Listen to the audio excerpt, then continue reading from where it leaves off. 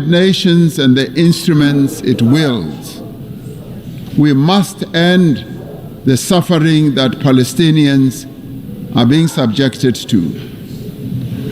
We are called upon to uphold the principles of the UN Charter and to uphold consistently and in their entirety the fundamental tenets of international law.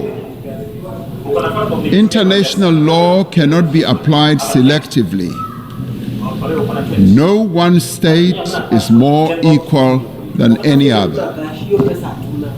In December last year, South Africa approached the International Court of Justice, seeking an order to prevent Israel from committing genocide against the people of Gaza. We did so in terms of our obligations as a state party to the Convention on the Prevention and Punishment of the Crime of Genocide. As South Africa, we welcome the support that a number of countries have given to the case that we have launched at the ICJ. The ICJ's orders make it clear that there is a plausible case of genocide against the people of Gaza. They further make it clear that states must also act to prevent genocide by Israel and to ensure that they are not themselves party to the violation of the Genocide Convention by aiding or assisting in the commission of genocide. We reiterate our call for an immediate ceasefire and for the release of all hostages. The only lasting solution is the establishment of a Palestinian state, a state that will exist side by side with Israel, with East Jerusalem as its capital.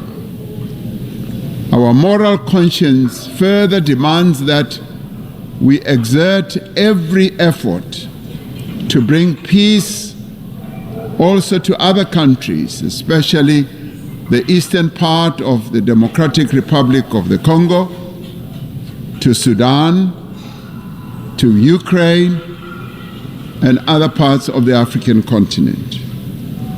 We must realize the aspirations of the people of Western Sahara to self-determination. Achieving and maintaining peace and security requires the collective will of the community of nations gathered here.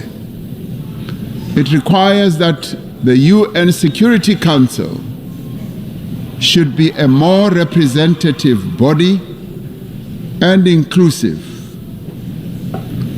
78 years since its formation, the structure of the United Nations Security Council remains largely unchanged. Africa and its 1.4 billion people remain excluded from its key decision-making structures. This cannot continue. The Security Council has not fulfilled its mandate to maintain international peace and security. The UN Security Council must be reformed as a matter of agency.